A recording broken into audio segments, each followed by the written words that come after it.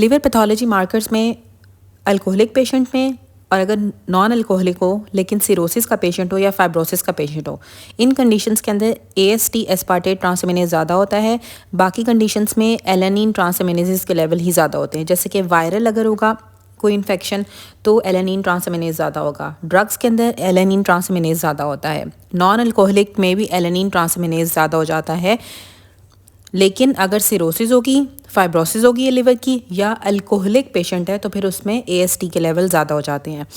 कोलिस्टैसिस में और साथ अगर पेशेंट को बोन डिजीज़ भी हो तो अल्कलाइन फॉस्फेटेस के लेवल ज़्यादा हो जाते हैं।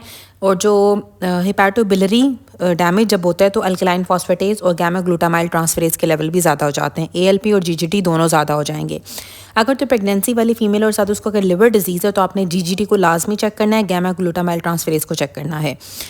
3 टाइप्स के हाइपरबिलिरुबिनीमिया होते हैं, एक कॉन्जुगेटेड, एक अनकॉन्जुगेटेड और एक मिक्स्ड। जो मिक्स्ड होता है वो हेपेटाइटिस और सिरोसिस में होता है कि आपको अनकॉन्जुगेटेड भी हो सकता है और कॉन्जुगेटेड, दोनों टाइप्स का हाइपरबिलिरुबिनीमिया होगा। लेकिन जो कॉन्जुगेटेड हाइपरबिलिरुबिनीमिया होता है वो तब होता है या तो डुबिन जॉनसन सिंड्रोम होगा। डुबिन जॉनसन सिंड्रोम में बिलियरी डिजीज़ के अंदर अगर आपकी बाइल डक्ट के अंदर कोई स्टोन आ गया तो कॉन्जुगेटेड हाइपरबिलिरुबिनीमिया होता है, या रॉटर सिंड्रोम में। डुबिन जॉनसन सिंड्रोम, रॉटर सिंड्रोम और बाइल डक्ट में अगर स्टोन होगा या बिलियरी डिजीज़ होगी तो कॉन्जुगेटेड हाइपरबिलिरुबिनीमिया होगा। अनकॉन्जुगेटेड हाइपरबिलिरुबिनीमिया होता है कि जिन लिवर से पहले ही आपको कोई मसला है, जैसे कि क्रिगलर-नर्जर सिंड्रोम हो गया, गिलबर्ट सिंड्रोम हो गया न्यूबॉर्न्स के अंदर, और हिमोलिसिस में अनकॉन्जुगेटेड हाइपरबिलिरुबिनीमिया होता है। कॉन्जुगेटेड होगा अगर आपको बाइलरी डिजीज़ है, डुबिन जॉनसन सिंड्रोम है या रॉटर सिंड्रोम है। अनकॉन्जुगेटेड के अंदर गिलबर्ट नजर सिंड्रोम आता है, क्रिगलर नजर सिंड्रोम आता है, गिलबर्ट सिंड्रोम आता है न्यूबॉर्न्स में और हिमोलिसिस में। मिक्स्ड होता है हेपेटाइटिस में और सिरोसिस में। अब अल्कोहल वाला पेशेंट हो या सिरोसिस वाला पेशेंट हो उसमें एस्पार्टेट ट्रांसएमिनेज ज़्यादा होगी, बाकी सब कंडीशंस के अंदर ALT ज़्यादा होता है। और अगर कोलिस्टैसिस होगी या हिपैटोबिलियरी डिजीज़ होगी तो उसमें ALP और गामा ग्लूटामाइल ट्रांसफरेज ज़्यादा हो जाता है। प्रेगनेंसी में भी GGT ज़्यादा हो जाता है। और अगर बोन डिजीज़ होगी तो अल्कलाइन फॉस्फेटेस के लेवल ज़्यादा हो जाएंगे। कॉन्जुगेटेड हाइपरबिलिरुबिनीमिया बिलियरी डिजीज़ में होता है, डुबिन जॉनसन सिंड्रोम में होता है, रॉटर सिंड्रोम में होता है। और जो अनकॉन्जुगेटेड हाइपरबिलिरुबिनीमिया होता है वो क्रिगलर नजर सिंड्रोम में, गिलबर्ट सिंड्रोम में, हिमोलिसिस के टाइम पे या न्यूबॉर्न्स में होता है। मिक्स्ड हाइपरबिलिरुबिनीमिया हेपेटाइटिस में और सिरोसिस में होता है। Now cytokines. अब साइटोकाइंस में जो सबसे इंपॉर्टेंट होते हैं वो इंटरल्यूकिन 1, इंटरल्यूकिन 6 और ट्यूमर नेक्रोटिक फैक्टर अल्फा होता है, जो फीवर और सेप्सिस में इन्वॉल्व होते हैं। किसी भी वजह से जब आपको फीवर हो रहा हो तो उसमें इंटरल्यूकिन 1, इंटरल्यूकिन 6 और TNF अल्फा इन्वॉल्व होता है। जो इंटरल्यूकिन 1 होता है वो ज़्यादा कराता है fever as compare to interleukin 6। अगर दोनों की ऑप्शन होगी तो इंटरल्यूकिन 1 को सिलेक्ट करना है। इसी तरह से जो सुडोमोनास का फीवर होता है ना, उसमें यह है कि TNF अल्फा की वजह से फीवर डेवलप होता है। इंटरल्यूकिन 1 से ज़्यादा TNF अल्फा की वजह से फीवर डेवलप होता है सुडोमोनास वाले फीवर में।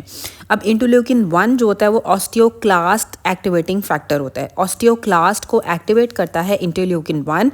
जो इंटरल्यूकिन 2 होता है वो T सेल्स को स्टिमुलेट करता है, और जो इंटरल्यूकिन 3 होता है वो बोन मैरो को स्टिमुलेट करता है। और जो इंटरल्यूकिन 4 होता है वो B सेल्स की ग्रोथ कराता है।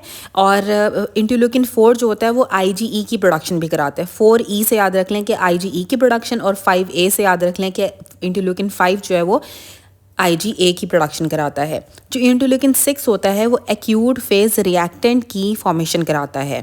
एक्यूट फेज रिएक्टेंट की फॉर्मेशन इंटरल्यूकिन 6 कराता है। इंटरल्यूकिन 8 मेजर कीमोटैक्टिक होता है न्यूट्रोफिल्स के लिए। 8C से याद रख लो कि जो 8 होता है वो कीमोटैक्टिक होता है। इंटरल्यूकिन 10 और TGF beta anti inflammatory cytokines होते हैं। अब एंटी इन्फ्लामेटरी साइटोकाइंस के अंदर इंटरल्यूकिन 10 आता है और TGF बीटा आता है। जो TGF अल्फा था वो फीवर और सेप्सिस करा रहा था, जो TGF बीटा है वो एंटी इन्फ्लामेटरी होता है, और साथ इंटरल्यूकिन 10 भी एंटी इन्फ्लामेटरी होता है। तो जो हमारे इंटरल्यूकिन है ना वो 1, 2, 3, 4, 5, 6, 8 और 10 है। 9 और 7 इसमें नहीं बताए हुए। ट्यूमर नेक्रोटिक फैक्टर अल्फा जो होता है वो मेलिग्नेंसी वाले पेशेंट्स के अंदर केक्शिया भी कराता है। इंटरफेरॉन गैमा ग्रैनुलोमा की फॉर्मेशन में इन्वॉल्व होता है, और जो इंटरल्यूकिन 12 होता है वो भी ग्रैनुलोमा की फॉर्मेशन को फैसिलिटेट करता है। और जो TNF अल्फा होता है वो भी मेंटेन करता है ग्रैनुलोमा को। जो इंड्यूस कर रहा है ना ग्रैनुलोमा की फॉर्मेशन को वो इंटरफेरॉन गैमा है, और जो मेंटेन कर रहा है ग्रैनुलोमा को वो TNF अल्फा है, और जो फैसिलिटेट करता है ग्रैनुलोमा की फॉर्मेशन को दैट इज़ इंटरल्यूकिन 12। सबसे पहले जो इंटरल्यूकिन 1 है और इंटरल्यूकिन 6 है, TNF अल्फा है, ये फीवर और सेप्सिस कराते हैं।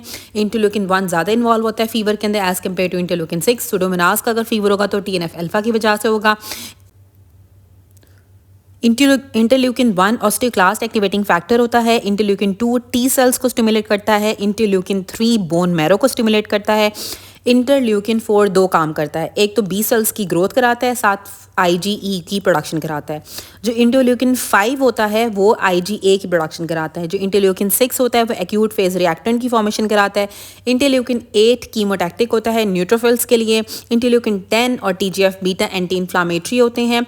TNF अल्फा किक्शा कराता है मैलिग्नेंसी के अंदर, साथ फीवर और सेप्सिस में भी होता है, और सुडोमोनास के अंदर भी ये फीवर कराता है। इंटरफेरॉन गैमा ग्रैनुलोमा की फॉर्मेशन को G से गैमा और G से ग्रैनुलोमा, तो जो इंटरफेरॉन गैमा है वो ग्रैनुलोमा की फॉर्मेशन को इंड्यूस करेगा, फैसिलिटेट इंटरल्यूकिन 12 करता है और मेंटेन TNF अल्फा करता है ग्रैनुलोमा की फॉर्मेशन को।